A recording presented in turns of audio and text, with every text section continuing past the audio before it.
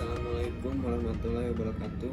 Nama saya Helmi Darmawan dari Mentoring IT 78. Di sini saya akan menjelaskan tentang niat. Niat itu apa sih? Niat secara bahasa Arab adalah al-qasdu, yang berarti keinginan atau tujuan.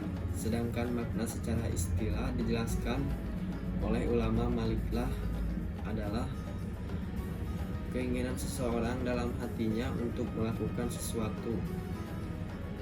Nah, menurut penjelasan di atas, niat dapat dilanjutkan menjadi aktivitas ketika kita meyakini untuk mengerjakan sesuatu, dibicarakan dengan lisan dan dikerjakan dengan kegiatan. Mudahnya kami akan memberikan contoh seperti sholat. Sholat dikerjakan dengan niat.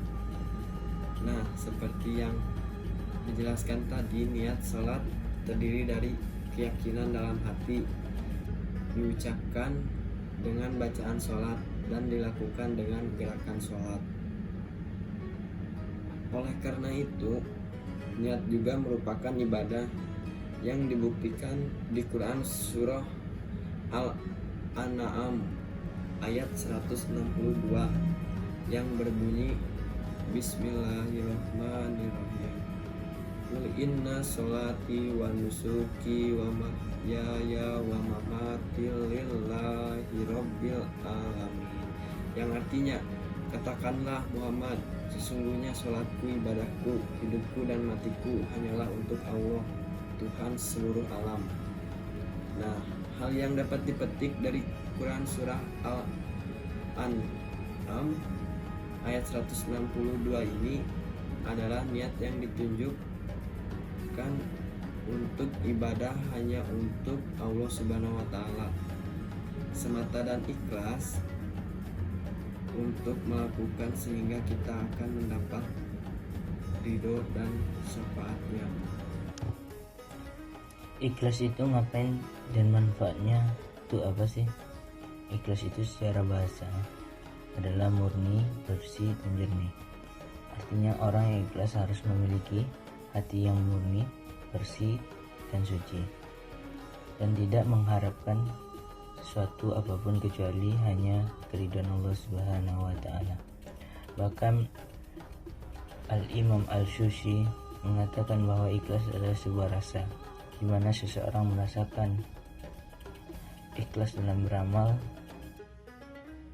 Manfaat dari ikhlas itu antara lain mendapatkan ketenangan hati, kelancaran ibadah, pahala dari Allah Subhanahu wa Ta'ala, dan lainnya.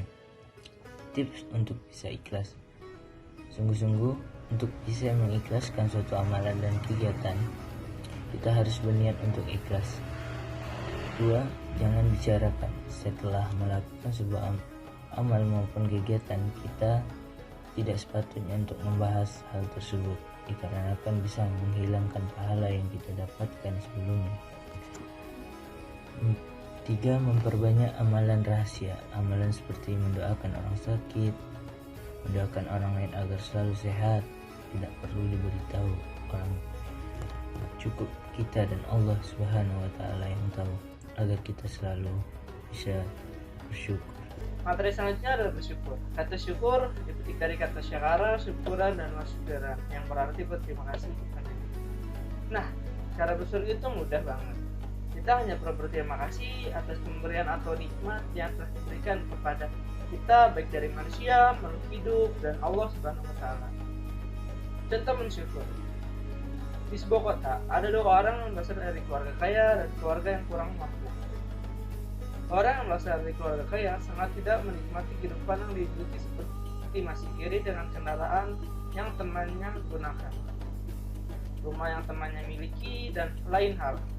Sedangkan orang yang berasal dari keluarga tidak mampu selalu mensyukuri karena masih mempunyai rumah, makanan, dan hal-hal sederhana lainnya. Di sini kita bisa melihat bahwa orang yang bersyukur itu tidak mengenal keluh kesah, sedangkan orang yang tidak bersyukur lebih sering mengeluh.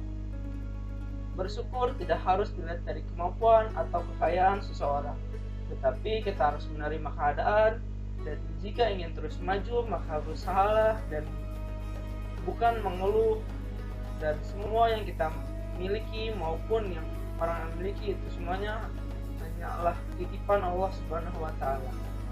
Kesimpulannya adalah hal yang dapat dipetik dari materi ini yaitu sebagai umat Islam kita harus mempunyai niat, rasa ikhlas, dan juga rasa syukur. Karena dengan niat kita bisa melaksanakan ibadah dengan maksimal. Dengan rasa ikhlas kita mendapatkan ketenangan hati. Dan dengan rasa syukur kita bisa berterima kasih kepada Allah Subhanahu wa taala atas segala nikmat yang telah diberikan kepada kita. Oleh karena itu, mari kita tingkatkan rasa niat, rasa ikhlas, dan juga rasa syukur agar ibadah yang kita lakukan secara khusyuk dan dapat diterima oleh Allah Subhanahu wa taala. Sekian yang bisa kelompok kami sampaikan dan terima kasih. Badan Mentoring Tell You adalah sarana dalam belajar agama Islam. Materi sangat lengkap, penyampaian materi sangat baik, jelas, dan rinci, beserta memberikan serta contoh-contohnya. Berikut contohnya, yaitu adalah yang pertama adalah berupa Al-Quran, yang kedua hadis, yang ketiga beserta kisah-kisah yang sangat inspirasi. Dan alhamdulillah ini sangat membantu bagi kita semua, terutama bagi saya, sehingga saya bisa lebih mengenal bahwa agama Islam itu adalah agama yang indah dan damai. Harapan saya semoga Badan Mentoring Tell You bisa terus istiqomah dalam berdakwah dan terus menyampaikan ilmu-ilmu yang bermanfaat, dan semoga kakak-kakak pembimbing selalu diberi kesehatan dan kebahagiaan baik di dunia maupun di akhirat. Menurut saya, Badan Mentoring Tell You adalah sebuah sarana organisasi untuk belajar agama Islam. Dan menurut saya, Badan Mentoring Tell You juga cukup baik dalam mengajarkan agama Islam karena tidak hanya memberikan materi-materi saja, tapi juga memberikan contoh yang sangat baik. Contohnya kita ngaji, kita baca hadis juga, dan kita juga menonton kisah-kisah Nabi, dan juga belajar ilmu yang lainnya. Dan harapan saya ke depannya, semoga Badan Mentoring Tell You bisa memberikan contoh lebih baik lagi dan bisa mempertahankan prestasi-prestasi yang sudah ada, dan juga bisa lebih bermanfaat kepada masyarakat lainnya. Terima kasih. Menurut saya Badan Mentoring Tell You ini cukup baik karena di mentoring ini kita tidak hanya sekedar sharing-sharing materi tentang agama Islam, tapi juga kita setiap mentoring kita selalu murojaah bersama-sama dengan kakaknya, dan juga kita bisa sering diceritakan tentang kisah Nabi dan hadis juga.